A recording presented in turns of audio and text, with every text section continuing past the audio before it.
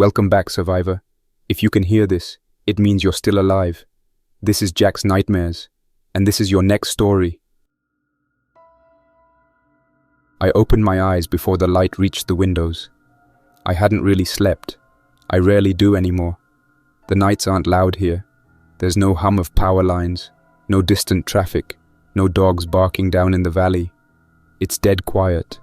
Just the wind through the trees, the occasional creak of the cabin roof shifting with the cold, and the sound of my own thoughts rolling back around things I can't change. I got up, grabbed the blanket off my legs, and sat on the edge of the bed for a while, adjusting to the cold. There was frost on the inside of the windows again. That usually happens when the fire burns out before dawn, and I hadn't fed it past midnight. My boots were still lined with rabbit hide, and I keep them next to the stove so they don't freeze solid. I pulled them on, then my coat, and stepped outside into the snow.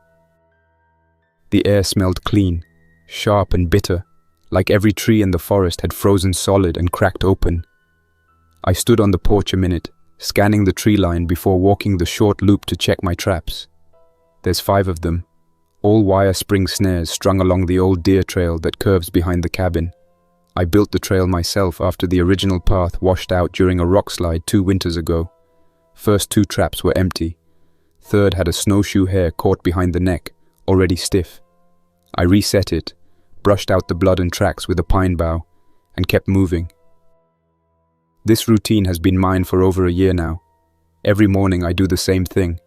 Check the traps, gather firewood, refill the snow bucket, clean a rifle I haven't had to fire in weeks. When I say I live alone, I mean it in the full sense. I have not seen another living person since early spring of last year, and honestly, I'm not sure I'd know what to say anymore if I did. I was born in Missoula, spent my teens out near Thompson Falls, joined the Forest Service when I was 21, worked wildland for a few years before shifting to trail maintenance and search and rescue. I met my wife, Anna, on a recovery job up near Flathead. She was a trauma nurse out of Spokane, volunteered on a few high-risk evacuations. We got married the next year, had 2 kids within 5. Ruth was the oldest, smart and quiet. Caleb was the loud one, always into something. The cabin wasn't our home back then. It was just a place I kept up, my dad's old hunting spot before he died. We didn't move here until the 2nd year of the outbreak, when the city fell and the hospitals were gone. I don't talk about how I lost them, not because I'm trying to forget, I can't. But there's no point to the story. You already know how it ends. Everyone's story from that year ends the same. Someone got bit, someone panicked, someone trusted the wrong group. I did what I could to save them. I buried them behind the cabin, 3 graves lined with stones. I marked their names into old fence posts and drive new stakes before every winter, so the snow doesn't cover them too deep. If I don't do that, I feel like I'm abandoning them. I skinned the hair on the back table inside and cleaned the meat with melted snow. There's no electricity. I use a wood-burning stove and store food in a dugout beneath the floor. I salt and smoke what I can. Meat lasts longer if you do it right. I don't waste anything. Not bones, not hide, not sinew. Everything is used. You learn how to stretch it all when there's no second trip to the store. I boiled some weak tea with pine needles just for the heat. 8 dried venison, maybe 2 strips left from last month's kill. There's not much fat on them. You burn through calories faster up here. I used to track my weight.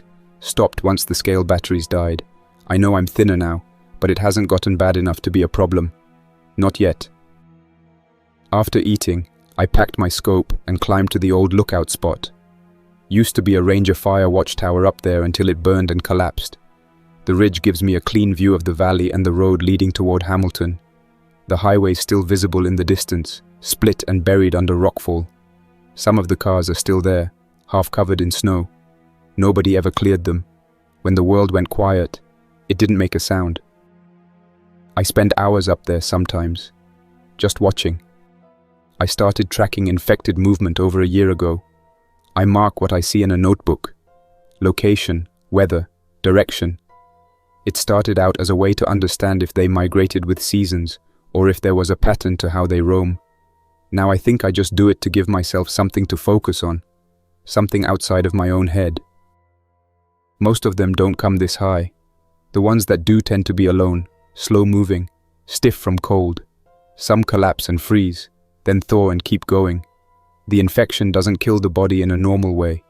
It shuts down higher brain function, overrides motor control, and keeps them going on some kind of base loop. They move towards sound, light, or motion. In summer, they're more aggressive. In winter, they're quiet and brittle, but no less dangerous. I killed one 2 months ago that had gotten tangled in the perimeter wire.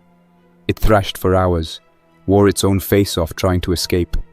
I burned it with the rest. That's the rule. You don't bury them. You don't let them stay in the soil. I spent the rest of the day splitting logs and boiling snow. Wood piles down to 4 rows. I'll need to haul more before March. I keep busy because if I don't, I start going places in my head I don't want to revisit. Places where I remember Caleb's laugh. Where I remember Anna calling me from the porch, saying the radio said to get out. Places where I had a choice, and I waited too long. The graves are still there behind the cabin, undisturbed. I check them daily, clean off the snow, and talk to them at night. Sometimes it's short, just a few words. Sometimes I ramble. I tell Ruth what the sky looked like that day. I tell Caleb that a fox tore up one of my traps and I had to rebuild it from scratch. I tell Anna I still can't sleep through the dark, even when nothing's out there. I cooked a small stew from the hare meat and added dried root from the stash I foraged last fall. It tastes earthy but fills the stomach. I stared at the wall while I ate, listening to the wind. It was rising again. A storm was pushing in from the north. That usually means 2 to 3 days of being trapped indoors. I didn't care. I had nowhere to be. No one left to expect me. That night, after I cleaned the dishes, I sat by the fire with the pistol. Just held it. This is same one I carried when the border town checkpoints fell. I've maintained it religiously. Never misfired. I keep it loaded, 1 round chambered, in the drawer by the bed.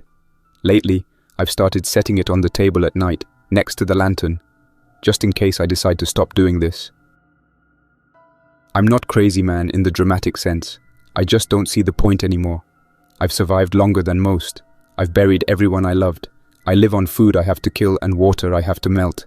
I don't believe anyone's rebuilding. And if someone is, they sure as hell aren't coming up this mountain to check on me. The cold settled into the valley harder that month than any before it. The snow was layered so deep that even the pine tips sagged. The sound of the forest changed with it, softer, flatter, like every living thing had gone into hiding. I stopped resetting half the traps. It didn't seem worth it anymore. Each morning I'd open the cabin door, stare at the world outside, then close it again, and sit near the stove. Sometimes I'd light the fire. Sometimes I didn't bother. The days started blending together, the sky barely shifting between grey and darker grey. I used to wake with a reason, even if it was only to check for movement on the ridge. But that reason started slipping away. The pages of my notebook went blank for weeks. The rifle stayed in the corner, uncleaned. I'd look at it sometimes, and think about how I once cared for it, the same way I cared for my family's graves. Carefully, deliberately. Now both felt like chores that didn't change anything. You can only live off habit for so long before you start to question what you're keeping yourself alive for. At first, I tried to distract myself by cleaning. I took every tool, every pan, every knife, and wiped it down with melted snow. I even organized the storage under the floorboards. Jerky, salt, and canned beans lined like inventory in a store that had no customers left. But the more order I created, the more the cabin felt like a museum. Every object had a story, and every story led to someone who wasn't here anymore. Anna's old scarf still hung by the door. Caleb's slingshot was nailed above the window. Ruth's wooden puzzle sat half-assembled on a shelf. I never finished it after she died. I couldn't remember how the pieces fit. Some mornings I went out to the graves and sat in the snow. I'd brush off the frost from the stones, fix the sticks that marked the names, and talk out loud. I always started the same way, with apologies. I told Anna that I was sorry I didn't leave earlier, that I thought we had more time when the hospitals were still functioning. I told Caleb I was proud of how brave he was that night we ran, even though I could still hear him crying in my head. I told Ruth I wished she could have seen how the stars looked now that the sky was clean again. Sometimes I'd laugh at that, because it sounded so stupid, talking about stars to graves buried under snow. The pistol sat on the table most days. I'd cleaned it twice that week. It was more ritual than maintenance, really. The metal gleamed, oiled and perfect. I counted the rounds again, 3 full magazines and 1 chambered. I told myself I kept it out because I didn't trust the woods, that maybe something would stumble through and I'd need to defend myself. But I knew better. The only thing left to defend myself from was my own thoughts. The day I decided it was time, the air was still. No wind, no birds. The silence had a weight to it, the kind that presses against your eardrums until you start to hear your own pulse. I got up before dawn and built a fire, a proper one. I cooked what I had left of the deer jerky, boiled a full pot of water, and ate until I couldn't anymore. I swept the floor, stacked the wood, patched the hole in the corner where cold air seeped in. Everything had to be in order. It felt important that the place was clean, as if I were preparing to leave it for guests who would never come. After that, I took out the small box I'd been avoiding. Inside were letters. Old ones Anna wrote during the first year of the outbreak, when the power grid still worked off and on. She'd written about small things, missing home, missing her parents, trying to keep the kids distracted. The last one was different. It was short, written in pencil on scrap paper. She'd left it on the counter before we fled. I kept it sealed, but that morning I finally unfolded it. It said, "If we don't make it, promise me you'll stay kind." I remember staring at that for a long time. Kindness had no place left in this world. Survival had killed it off just like the virus killed everything else. I spent the next few hours sitting by the stove, sharpening the hatchet. I didn't need to. It was already sharp. But the sound kept me from thinking. The rhythm of metal on stone was steady, clean. When I finished, I put it back and checked my gear. One last time. Old habits. I didn't know why I bothered. I wrote a note after that, just a few lines, folded it, and placed it beside the pistol on the table. I wrote that I was sorry, that I'd lasted as long as I could, and that maybe now I'd be with them again. I didn't believe it. Not really, but I wrote it anyway because it felt wrong to leave without saying something. By dusk, the fire had burned low. I put on my coat, holstered the pistol, and stepped outside. The air hit my face like broken glass. Snow covered the ground in a hard shell, and the forest beyond the cabin was shadowed in blue light. My boots crunched through the layer as I walked toward the graves. I didn't rush. There was no reason to. I'd already decided what I was going to do. When I reached the stones, I brushed the snow away from each name. My hands were stiff, and my knees cracked when I knelt. I rested the pistol in the snow beside me and talked softly, the same as I always did. I told Anna I was tired, that the quiet was starting to eat through me. I told Ruth and Caleb that I missed their voices. I said I tried to keep the world in order for them, but I couldn't anymore. I didn't cry. I think I ran out of tears years ago. The sky had turned a dark purple by the time I was done talking. I picked up the pistol, sat back on my heels, and stared at the horizon. The trees were barely visible against the light. I remember thinking that this was the calmest I'd felt in years. I lifted the gun, thumbed the safety off, and closed my eyes. There was no hesitation left in me. I was ready. Then it happened. A sound rolled through the air, low at first, like distant thunder. It didn't fit the mountains. I opened my eyes, confused, and looked up. The noise grew louder, mechanical, cutting through the stillness. For a moment I thought I was losing it, that my mind was filling the silence with something familiar. But then I saw it. A helicopter, moving low over the ridge, its rotors chopping through the dusk light. I stood up so fast I dropped the gun. It hit the snow beside me and sank halfway in. The aircraft wobbled, smoke trailing from its tail. It wasn't a civilian one, it was military. Dark paint, long fuselage, side doors ripped open. It looked like it was trying to gain altitude, but one rotor was failing. The sound changed pitch, deep, uneven, desperate. I watched it tilt, swing, and then vanish behind the ridgeline to the west. A second later, a flash lit the horizon, followed by the muted thump of impact. For a while, I didn't move. The snow kept falling around me, and the smoke from the crash blended with the clouds. My mind struggled to catch up. I hadn't seen anything airborne in 2 years. Nothing that moved like that. It didn't feel real. I walked toward the edge of the clearing and stared in the direction of the crash, waiting for more sound, maybe another aircraft or an explosion. Nothing came. Just silence again, heavier than before. I looked down at the graves. My hands were shaking, not from the cold this time, but from the sudden flood of questions. Who was in that helicopter? Why here? So deep in the wilderness? Was it military trying to move something, or civilians hijacking equipment to escape? More important, could anyone have survived? The thought felt foreign, like an old muscle twitching after years of disuse. Survival wasn't something I thought about beyond my own routine, but that sight had pulled me out of my shell faster than anything else could. I picked up the pistol, wiped off the snow, and slid it back into the holster. I looked at the graves one last time. My voice came out low, barely more than a whisper. I told them that if they were listening, I needed to try. That I couldn't just sit here pretending I was the last person alive when something, or someone, might have fallen out of the sky into my valley. I didn't ask for forgiveness. I just asked for permission. When I turned back toward the cabin, the smoke from the crash was faint but visible through the trees, a dark smear against the fading light. I knew the terrain out there, 2 miles across the ridge, maybe 3 through the old firebreak path. It wasn't going to be easy. The snow was deep, the temperature dropping fast, and the forest between here and there was dense. But the decision was already made. I would go at first light. That night I packed a small kit, rifle, hatchet, medical pouch, 1 week of dried food, and a flare. I checked each piece twice.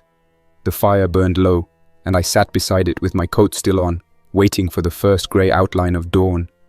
For the first time in a long while, I didn't feel empty. I didn't feel better, not exactly, but there was something else there now. Curiosity, maybe even a purpose. I stayed awake until morning, sitting near the window where I could still see the faint line of smoke beyond the ridge. The storm had moved east overnight, leaving the air still and clear.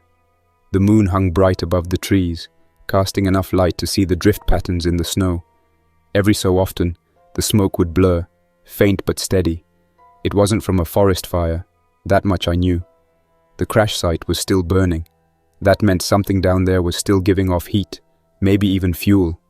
Maybe someone had survived. When dawn finally came, I stepped outside with the pack over my shoulder. The air was sharp enough to sting the inside of my nose. I stood for a long minute staring out toward the ridge.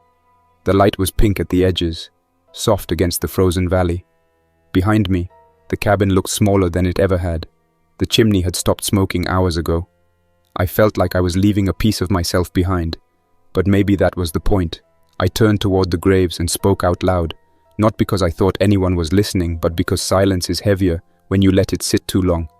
I told them if this was a sign, I'd find out why. If it was nothing, I'd be back. Then I turned west and started walking. The first stretch was the steepest. I followed the slope that ran down from the cabin's clearing and disappeared into a line of pines. The snow came up past my knees in places, crusted over with ice that cracked when I stepped through. Every movement burned through energy, and my breath fogged in front of me before freezing on the scarf around my face. The forest below was dense, silent, and the kind of cold that made every sound stand out. The squeak of snow under my boots, the groan of trees shifting under weight, the click of the safety on my rifle whenever I adjusted it. 2 hours in, I reached the frozen creek that wound through the ravine. I used to fish there in the first months after moving into the cabin. Now it was a solid sheet of white-blue ice with a few black cracks running through it. I tested the edge with my boot, then stepped carefully onto the surface, moving slow across the narrow stretch. Halfway over, I heard a deep pop beneath the ice. I froze, knees bent, and waited. The sound faded. The ice held. I moved fast the rest of the way and climbed up the opposite bank. By mid-morning, I reached the old ranger clearing. It used to be a small service camp, a metal frame tower, a weather shack, and a collapsed radio pole. The last time I came through was 2 years ago, scavenging for wiring. Back then, I found the first frozen corpses I'd ever seen. Not all were human. A few elk, a black bear, a couple of infected tangled among them. They'd all frozen standing after an early freeze trapped them mid-migration. The infection didn't save them from the cold. The virus might have kept them moving longer than they should have. But in the end, nature always won. The clearing still looked the same now. The tower leaned against a tree, its metal legs half buried. The shack was still intact, snow piled against one wall. I pushed the door open and went inside, hoping to find something worth taking. The interior smelled of rust and old ash. There were still tools on the bench, long useless. I found a metal canister with old gas residue. Nothing left but a smell, a few dead batteries. I pocketed a small map pinned to the wall, faded and torn, but better than nothing. It showed the same ridgeline I was heading toward. The crash site would be on the western slope, near the valley floor. I folded it into my coat pocket and stepped back outside. The tracks near the clearing caught my attention right away. Fresh depressions in the snow, maybe 2 hours old. They weren't mine, and they weren't animal. Too large, too deep. The stride was uneven, left foot dragging slightly. Infected most likely. The hair on my neck lifted at the thought. The infected rarely wandered this high unless something drew them. Sound, scent, or movement. Maybe they heard the crash too. I followed the tracks for a few hundred feet until I saw the trees ahead shift slightly. Something moved there. I crouched, raised the rifle and watched. The shape came into view slowly. A man, or what used to be one. His coat hung in strips, skin grey-blue and cracked from exposure. His jaw worked as he shuffled forward, making low, dry noises that barely reached me. His right arm was missing below the elbow, frozen blood coating the sleeve. He wasn't moving fast. He didn't see me. I watched for a few seconds more, then exhaled and squeezed the trigger. The shot echoed through the trees, dull and heavy. The figure dropped backward, motionless. The smell of burned powder clung to the air. I reloaded without thinking. The infected didn't move alone sometimes, and I didn't want surprises. The shot carried farther than I liked. The sound bounced through the valley and came back as faint echoes. I waited, listening, but nothing answered. I dragged the body into the brush and covered it with snow. No point leaving it exposed where animals might find it. I moved faster after that, trying to close the distance before the next storm rolled in. By afternoon, my legs were heavy. The ridge was closer now. From where I stood, I could see the faint column of smoke still rising behind the crest. The crash site couldn't have been more than a mile away. The wind shifted downhill, bringing a mix of smells. Burned fuel, plastic, and something else underneath. Decay. I knew that smell too well. It was faint but enough to tell me that not everyone down there had burned completely. I stopped at a narrow stretch of the trail where a large pine had fallen across the path. I climbed over it and almost lost my footing on the ice beneath the snow. As I steadied myself, something caught my eye off to the side. Prints again, smaller this time. Human, but lighter, as if someone had been running or limping. They weren't frozen solid, which meant they were fresh, probably from the same day. I crouched, tracing the edge with my glove. The pattern showed boot treads, not bare feet. That meant someone living, or recently alive. My stomach tightened at the idea. For the next hour I followed those tracks. They zigzagged through the trees, crossing game paths and dipping into ravines. The person had been moving erratically, stumbling. I found blood spots in the snow. Dark, small, scattered. The print stopped near a cluster of rocks where the snow had drifted deep. I searched the area but saw nothing except an old deer carcass frozen stiff. I figured the injured one might have kept going downhill. The smoke plume was stronger now, twisting upward into the late light. The temperature began to drop as the sun slid lower. I could feel the cold biting through the layers of my coat. My breath came out in thicker bursts now, fogging around my face. I found a small rise overlooking the valley and stopped there to rest. The view stretched wide, miles of snow and forest, and at the far end, a blackened wound in the white landscape where the helicopter had gone down. Even from this distance, I could make out twisted metal reflecting the last light of day. My chest felt tight at the sight. That wreck was real. It wasn't some hallucination from loneliness. It was proof that someone else had been alive out there. I checked my watch. Still working, though I hadn't wound it in weeks. The hands pointed to just past 4. Sunset in less than an hour. No way I'd make it down and back before full dark. I had to decide whether to risk traveling the last stretch now or make camp. The wind picked up, bringing more of that smell from the valley. Stronger, sharper. I knew what it meant. Bodies down there, and not all of them dead long. I built a small shelter against the base of a rock wall, using a tarp and fallen branches. It wouldn't hold much heat, but it would block the wind. I set up a small fire in a shallow pit, keeping it low and covered. I didn't want to draw attention. The last of the smoke from the wreck glowed faintly in the distance, a dull orange reflection through the fog. I ate a piece of dried meat and chewed slowly, more out of habit than hunger. The sound of cracking ice echoed from somewhere far off, probably a shifting creek bed. As the darkness deepened, I caught something faint under the wind. It wasn't the creak of trees or the movement of snow. It was a soft, irregular rhythm, like breathing. At first I thought it was mine, amplified by the cold, but it didn't match my pace. It came from somewhere downhill, just beyond the range of the firelight. I froze, straining to listen. The sound came again, a low, broken groan, then silence. It wasn't animal. It wasn't the wind. Someone, or something, was alive down there. I reached for the rifle, sliding the bolt back slowly until it clicked. I waited another full minute before moving. The noise didn't repeat. Only the occasional crack of settling snow reached me now. I decided not to investigate until morning. If there were survivors, I'd find them alive in daylight. If it was infected, it wouldn't make it far in this temperature. Either way, I needed rest before I could think straight. I doused the small fire, leaving only faint embers buried under snow. I sat against the rock wall, pulling the coat tighter around me. The cold pressed through the fabric, numbing my fingers and toes. I stared toward the valley as the smoke faded from sight. The groaning sound didn't come again, but the memory of it stayed in my head, circling in the silence. It had been too steady to be the wind, too human to ignore.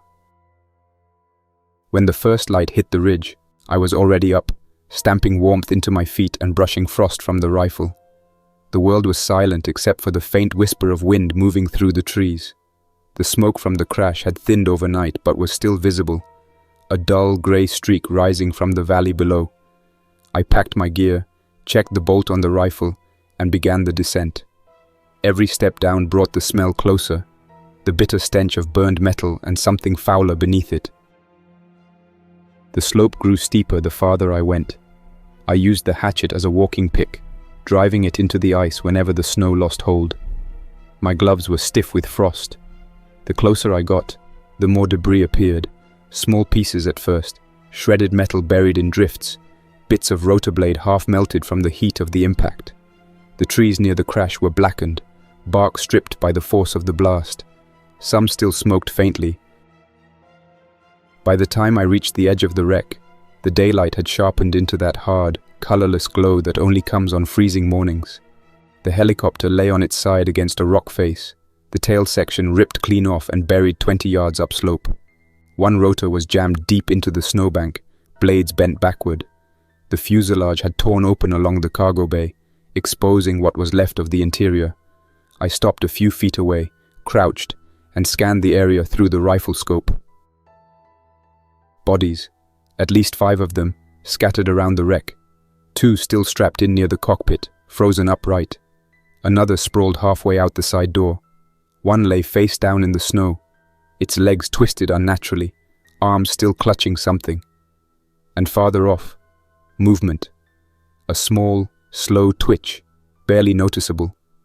My chest tightened as I steadied the scope.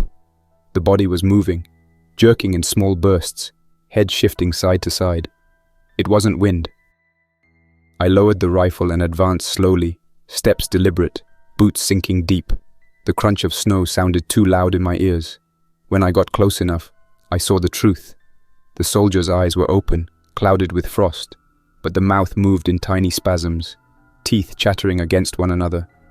The infection had kept it alive through the cold, just waiting for warmth. Its chest rose once, sharply, as if trying to breathe. I took the hatchet from my belt, braced the body with my boot, and drove the blade down hard into the skull. The sound was thick and short. I held it there a moment, making sure it didn't move again, then pulled free and wiped the metal on the snow. I checked the others next. The pilot was still in the seat, strapped in tight. Half his face was gone from the crash, eyes frozen open, hand still clutching the throttle. Another body hung upside down, tangled in belts, ribs showing through torn fabric.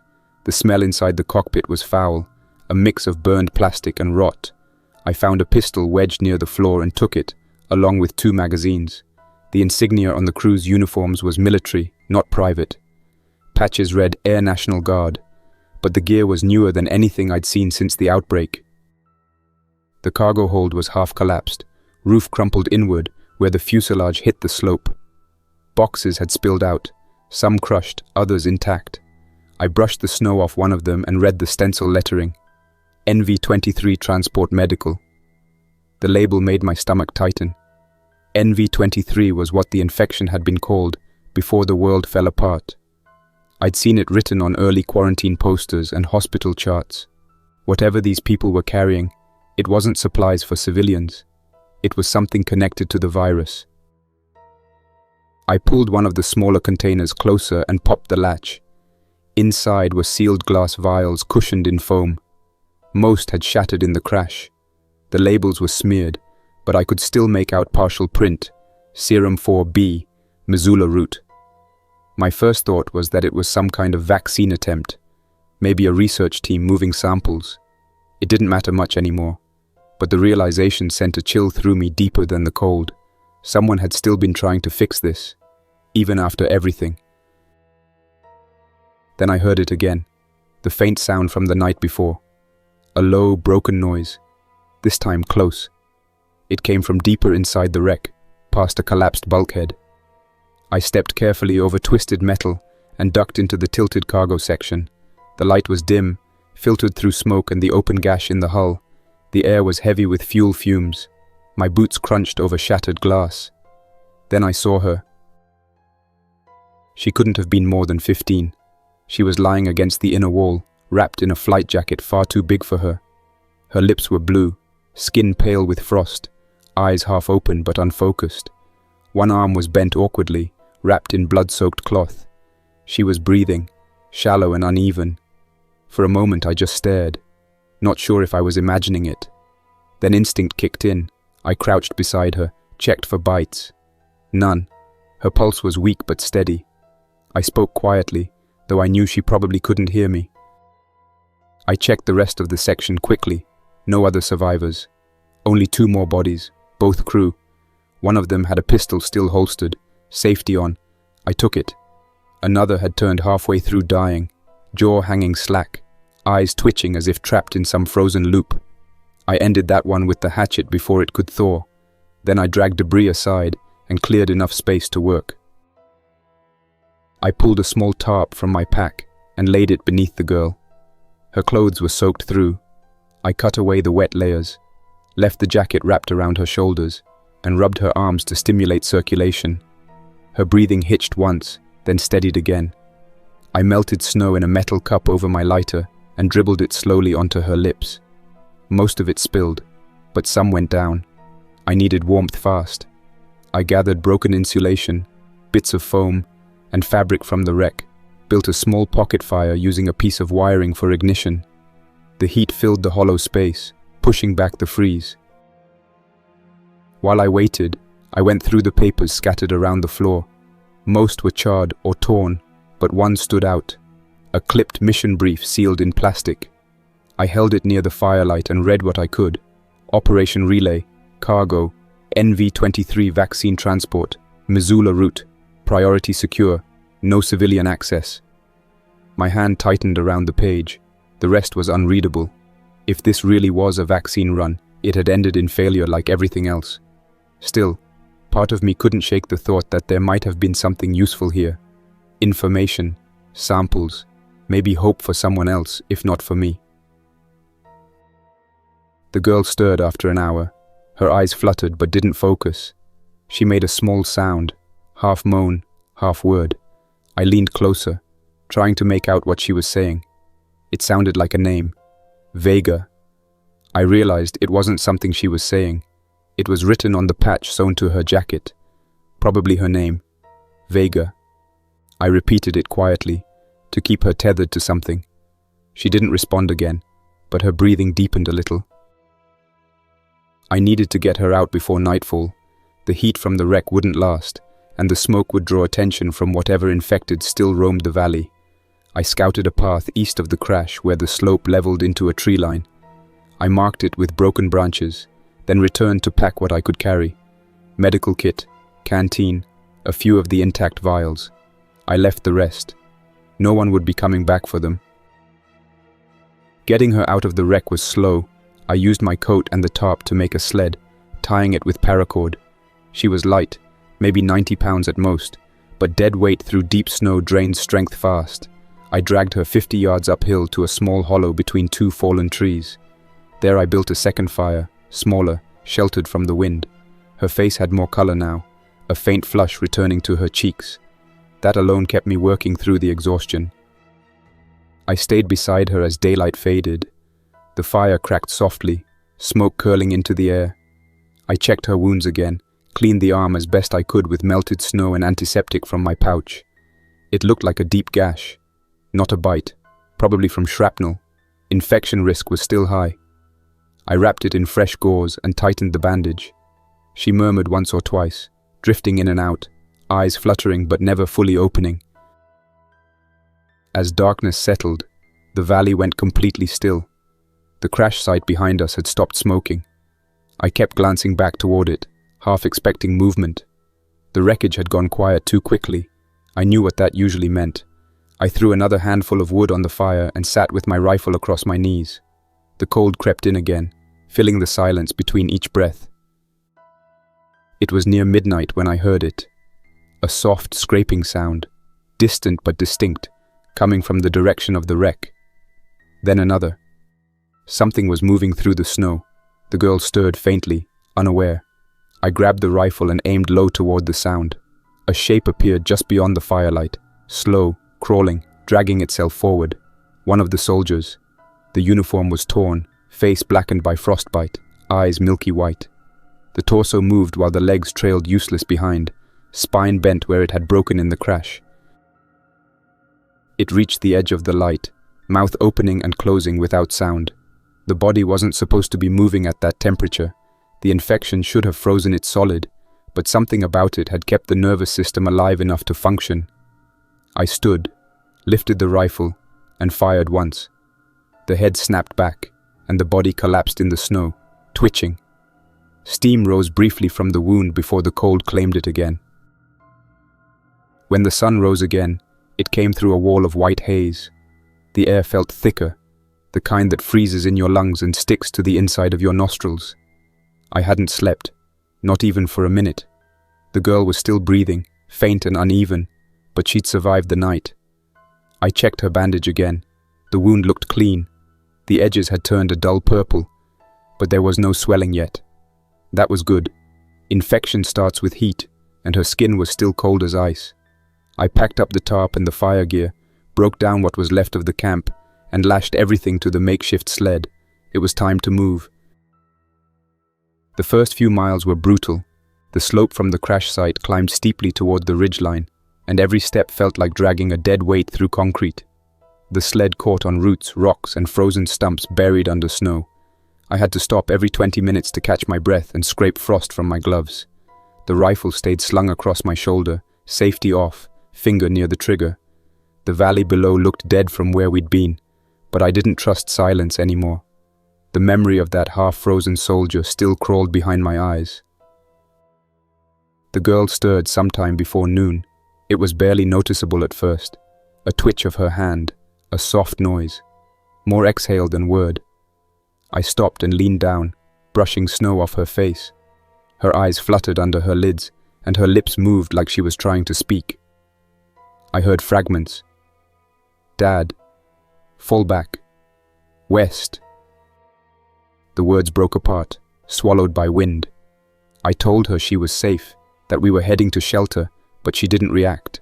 Her head rolled slightly, breath rasping out again. I kept pulling the sled, muttering to myself, and to her, just to fill the air. I called her Kid.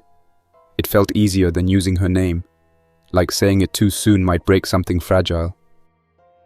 We made camp that night in a hollow near an old ranger tower. I built a low fire under the platform and leaned the sled beside it. The tower was still standing, though the metal groaned every time the wind hit. Inside the ranger hut above, windows were shattered and the roof had half collapsed. I climbed up briefly to scavenge, found a few rusted cans, a pack of flares, and a cracked thermos that still smelled faintly of coffee. I smiled at that without meaning to. The smell pulled memories I hadn't thought about in years.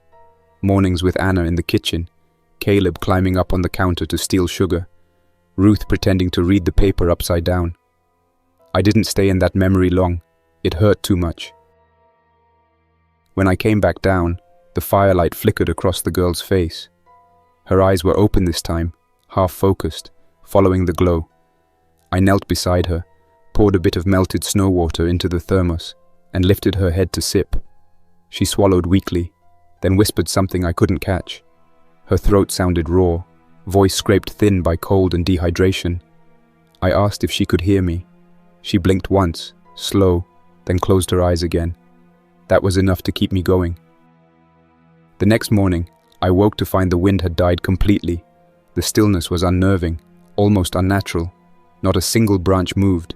I took it as a good sign anyway. Less wind meant less exposure. I tied the sled rope around my waist and started pulling again. The terrain smoothed out after we cleared the ridge, turning into a long plateau where snow covered what had once been a dirt service road. The ice reflected light in every direction, making it hard to tell where the horizon ended. At midday, I stopped near a patch of burned trees. The fire here must have swept through 2 years back. Charred trunks stood in rows, stripped of bark, black against the snow. Between them, the first signs of life had started creeping back. Tufts of grass, rabbit tracks, and small shoots pushing through the ash. Seeing that gave me something to think about. The world wasn't dead. It was just waiting. The infection had wiped out cities and people, but it couldn't erase the soil or the cycle beneath it. Even here, the forest was reclaiming what humans lost. The girl moved again, mumbling between short bursts of sleep. Sometimes she called for her father, sometimes for someone named Tess. Her words didn't line up, parts of sentences blending into fragments of memory. I didn't correct her. I just talked back quietly, told her to hang on, told her we were almost there. I'd seen what infection looked like too many times before. The early signs are always the same: fever, disorientation, spasms in the hands. She didn't have those yet. That gave me hope, even if I didn't trust it fully. That evening, the sky turned the color of cold metal, clouds stacking low over the mountains. I could smell snow coming again. We stopped near a rocky overhang for the night. I set up a tarp, lit a small fire, and warmed broth in my old tin cup. I held it to her lips until she swallowed a few mouthfuls. When she slept again, I sat near the flames, hands out, staring at nothing. I thought about what the mission report said. NV, 23 vaccine transport. If that was true, maybe somewhere out there people were still working towards something. Maybe the world wasn't entirely finished. I didn't know what scared me more, the thought that humanity was gone, or that it was still trying and failing in places I'd never see. The next day the storm hit early. It started as fine powder and built into thick sheets that wiped out visibility. I could only see a few feet ahead. The rope on the sled froze stiff, cutting into my gloves. I kept moving because stopping meant death. The path curved through a narrow pass I knew well, a route I'd taken before when hunting elk. Now it was unrecognizable, just a tunnel of white and wind. Several times I had to stop and check the girl's pulse. Each time it was faint but still there. That heartbeat kept me from giving in. By the second evening, we reached the base of the ridge, where the forest thickened again. The storm had passed, leaving the air eerily still. I found the old firebreak path that led toward my cabin, half buried under drifts. From here, I knew it was less than 3 miles home. My arms and legs felt like they belonged to someone else, but I kept pulling. My body ran on autopilot. Step, pull, breathe, repeat. I barely noticed when the sled snagged on a fallen branch. I only realized when I heard the girl cough softly behind me. I stopped, turned, and crouched beside her. Her eyes were open again, glazed, but aware. She looked around in confusion, then at me. Her lips parted, but no sound came out. I told her we were heading somewhere safe, that she needed to rest a little longer. She stared at me for several seconds, then nodded once, slow and uncertain, before her eyes closed again. It wasn't much, but it was the first real sign she understood. I tightened the blankets around her and kept moving. The closer we got to the cabin, the heavier the quiet became. Usually by now I'd hear birds, or the occasional crack of branches under shifting ice. This time there was nothing. The forest was still as stone. I stopped several times to listen but heard only my own breath. I didn't like it. When animals disappear, something's wrong. I drew the rifle and carried it ready the rest of the way. When the clearing finally appeared through the trees, my knees almost gave out. The cabin stood exactly as I'd left it. Roof intact, chimney dark, snow piled against the porch steps. The 3 graves behind it were covered in a smooth white blanket. For a moment I just stood there, breathing steam into the cold air, staring at the place that had been my whole world for the past year. I dragged the sled up to the porch, unlashed it, and carried the girl inside. The warmth hit me like memory. I closed the door behind us, locked it, and dropped to my knees beside the stove. The firewood was dry enough. I stacked it, lit it with a piece of birch bark, and fed it until the stove glowed. The heat filled the cabin slowly, melting frost from the windows. I laid the girl on my bed, covered her with blankets, and checked her pulse again. It was stronger now. She was still pale, lips cracked, but breathing steady. I took off her jacket to dry it near the stove and noticed something inside the pocket. A folded laminated card. I opened it and read the print. It was an identification badge. Sophie Vega, Civilian Attaché, Medical Division. The photo showed her smiling, hair tied back, eyes bright. She couldn't have been older than 15. I set the card on the table and started boiling water. The smell of burning wood mixed with the faint scent of her clothes, a chemical tang from the helicopter fuel that still clung to them. I made broth with what I had left of the hair bones, then sat near the stove and waited. Outside, the wind began to rise again, pressing against the walls like a long, steady breath. I glanced at the graves through the frosted window and whispered under my breath. I told them I'd brought someone home, that I didn't know why, or for how long, but that it felt right. Maybe they'd understand. Hours passed.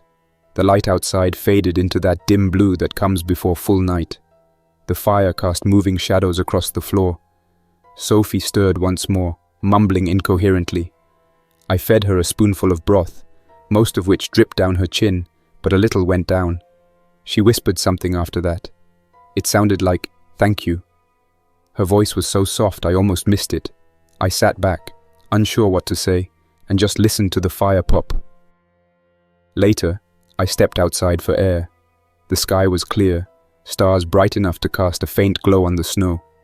The cold bit deeper, but I didn't care. I walked to the graves and knelt, brushing off the powder from the markers. I told Anna that the girl had survived. I told the kids that the world wasn't done moving yet.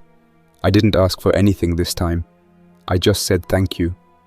It felt strange, saying it after so long, but the words came out on their own. When I went back inside, the cabin was warm enough that my breath no longer fogged. Sophie slept soundly, color back in her face. I sat by the stove again, listening to the wind outside. The mountains had been silent for so long that hearing another person breathe inside those walls felt almost unreal. I knew this peace wouldn't last. Nothing ever did. but for the first time in years, the loneliness didn't feel permanent. I wasn't the last one left anymore. Morning came quietly, the kind of light that creeps through wood cracks and catches in the dust above the stove. I hadn't realized I'd fallen asleep sitting in the chair, but when I woke, the fire was down to embers, and Sophie was still asleep.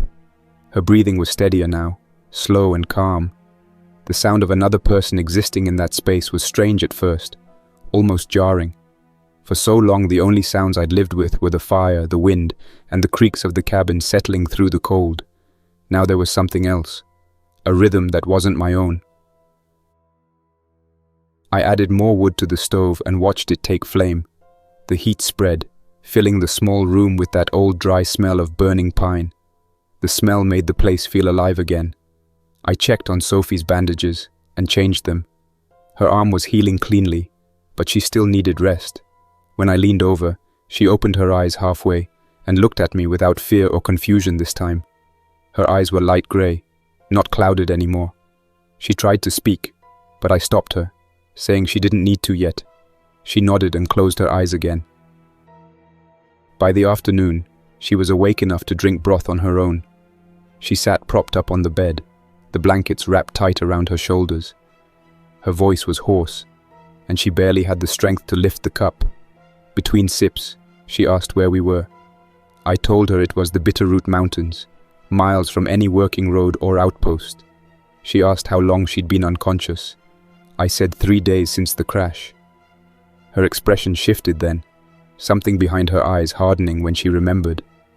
She whispered that her father had been the pilot. I didn't say anything. There was nothing to say that would make that hurt less. Over the next few days, she started talking more. Little things at first, asking what I used to do before all this, where I got the cabin, how long I'd been here. I told her I'd been a forest ranger and that this place used to be my family's before the outbreak. She didn't ask what happened to them. I could see in her face she already knew, the way survivors can recognize loss without having to hear it explained. She told me she'd been part of a transport convoy from Missoula. Her father was assigned to fly the shipment. The orders were to deliver a case of NV-23 vaccine prototypes to a base near the Canadian border. She said she wasn't supposed to be on board, but the base they'd been at was overrun, and her father refused to leave her behind. The flight had gone fine until one of the crew turned mid-air. Her voice cracked when she said that word. We didn't talk about the crash again after that. She spent her time resting, eating small portions, and sleeping for long stretches. I used the time to get the cabin back into shape. The firewood stockpile was low after the trip, so I spent a full day cutting and hauling new logs. I reopened the traps that had fallen into disuse and set a few snares closer to the tree line. I didn't like leaving her alone, but she needed warmth more than company. The infected rarely came this high up, but with the scent of smoke from the crash still lingering in the air, I couldn't be sure anymore. On the fourth night after bringing her back, I caught movement at the edge of the clearing. I was outside, splitting kindling under the porch roof, when I heard a faint crunch of snow that didn't match the wind. I froze, lifted the lantern, and scanned the tree line. 2 shapes moved between the trees, slow and uneven. Not animals. I raised the rifle, waited until one stepped into view. Its body was half frozen, eyes glazed, mouth working soundlessly. The other followed behind it, dragging a leg, its uniform in tatters. Both were old, dead long before the crash, but somehow the heat from the valley must have drawn them up. I fired once, then again. Both fell, still moving for a few seconds before the cold took them. The sound brought Sophie to the window. She looked pale, wrapped in the blanket. I told her it was fine, just a few stragglers, but her face showed she understood what that meant. The mountains weren't safe anymore. I dragged the bodies to the pit near the tree line and burned them before sunrise. The smell carried far. After that night, I knew I couldn't afford to keep living the way I had before. Waiting, drifting, pretending time had stopped. It hadn't. The world was still moving, still breaking, and now I wasn't alone in it. We started working together the next day. She was still weak, but she wanted to help. I taught her how to reload the rifle, how to clean the chamber, how to set a snare without leaving scent trails. She learned fast, listening carefully and asking direct questions. When I took her outside for the first time, she stood on the porch for a long while just looking at the mountains. She said it was the first time in weeks she'd seen a horizon that wasn't burning. I didn't know what to say to that. I just told her the cold keeps the dead slow. Each day grew colder, the sky clearer. We repaired the shutters, reinforced the door with old steel brackets, and built a small perimeter with wire and hanging cans that would rattle if something crossed it. I'd made one before, but most of it had rusted away from disuse. Now it had a reason again. We scavenged from the nearby ranger tower too, hauling back a solar lamp and an old battery I managed to coax power from using wire and foil. When it lit up that first night, Sophie smiled wide. It was the first time I'd seen anything close to joy on her face. In the evenings we'd sit by the fire, sharing what we remembered of the world before. She talked about her school, her friends, the dog she'd had named Wren. I listened, adding small things here and there. Stories about the ranger station, the time Caleb fell into the lake chasing frogs, Ruth learning how to track deer. It hurt to say their names again, but it also felt like something loosening inside me. The silence that used to choke this place was gone, replaced by conversation, even if it was quiet. One morning, I found animal prints circling the far end of the clearing. Wolf or coyote, hard to tell. The wildlife was coming back slowly, drawn by the smell of smoke and food. Sophie pointed them out and asked if I ever hunted wolves. I said no. They were smart, cautious, and I respected that. She laughed and said that made me sound old. I told her old men don't survive winters like these. She smiled, but didn't argue. That moment felt strange in its normalcy. Two people standing in the snow, talking about animals, while the rest of the world rotted beyond the ridges. By the second week, Sophie was strong enough to walk outside on her own. She still tired quickly, but she insisted on learning everything I could teach her. We practiced lighting fires without matches, filtering snow water through cloth, setting warning traps. I showed her how to move quietly through snow without sinking. She was clumsy at first, stepping heavy, but she caught on quick.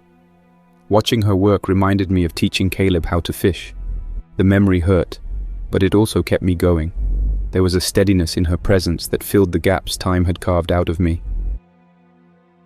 Every night before sleep, I checked the perimeter and then the graves. The snow around them stayed mostly undisturbed except for my footprints. I started talking to them again, this time not about despair, but about what I was doing. I told Anna that the girl was holding on, that she was tougher than she looked. I told Ruth and Caleb that the traps were working again, that the stove was burning hot. It became a ritual again, but not one born of guilt, more like reporting in.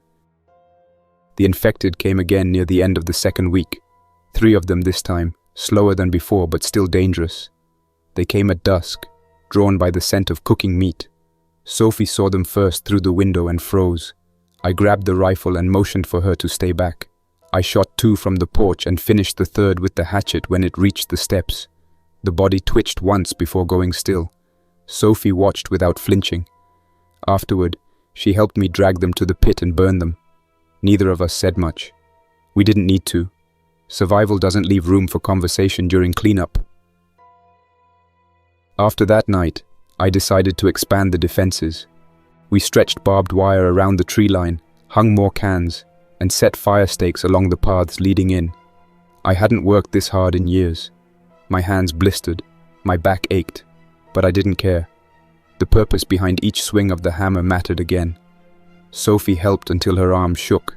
When we finally stopped, we stood by the porch watching the snow drift across the new boundary. It wasn't much, but it felt like a fortress compared to what I had before. The days settled into a rhythm after that. Work, hunt, repair, teach, rest. I'd forgotten what rhythm felt like. Even when the wind howled and the cold pressed through the windows, there was warmth here again. Sophie talked more as her strength returned. She asked if I thought there were other survivors out there, if I believed there was still a cure somewhere. I told her the truth. I didn't know. Maybe there was. Maybe there wasn't. But if people were still trying to build something better, I hoped they'd find her one day. She looked at me then, and said quietly that maybe the world needed people who just kept others alive until that day came. That night I couldn't sleep. I sat by the stove long after Sophie had gone to bed. The wind outside was calm, the stars visible through the frost on the glass. I thought about what she said, keeping others alive. That used to be my job, long before this started. Somewhere along the way, I stopped doing it, convinced it didn't matter anymore. But now, sitting there listening to the quiet hum of her breathing from across the room, I realized it still mattered, maybe more than ever. A few days later, I climbed back to the ridge with the old scope I'd stopped using months ago. The air was bitter and clean, the kind that cuts through clothes and skin. I scanned the valley. Smoke still rose faintly from the crash site, now half buried in snow. No new movement, no sign of more infected. For once, the world below looked still in a peaceful way, not in that dead, suffocating quiet I used to dread. I lowered the scope and looked toward the cabin, barely visible through the trees. It looked alive, smoke curling from the chimney, footprints marking paths to the traps. When I got back down, Sophie was tending the fire. She smiled when she saw me, asked if the ridge was clear. I nodded and told her it was. She said maybe spring would come early this year. I didn't correct her. There was no harm in hoping. That evening, I went to the graves again, same as always. I brushed snow off the markers and stood there for a long time. I told them I'd kept my promise, that I'd tried. I said I'd found someone who needed me more than the dead did. The words came easier this time, steady and certain. I stayed until the cold reached my boots, then looked toward the valley one last time. Through the old wildlife scope hanging from my neck, I could see the land stretching for miles. Snow, trees, thin trails of smoke still curling from the wreck. And farther out, small moving shapes among the drifts. Not many, but enough to remind me that the world was still shifting, still dangerous, still alive in its own broken way. I lowered the scope and turned back toward the cabin, where the firelight glowed faintly through the window. The silence around me no longer felt like an ending. It felt like the beginning of something that mattered again. And that's where we'll stop for now. Thanks for listening till the end. Don't forget to like, subscribe, and tell me how the story hit you, what moments worked, what didn't, and what you'd want to hear next. And a big thank you to everyone supporting the channel, especially with extra membership: Carlos Herrera, Luca Mod, Jadala, The Great Anywho, Madam Midnight. You keep this project alive. Until next time, Survivor. Jack's Nightmares signing off.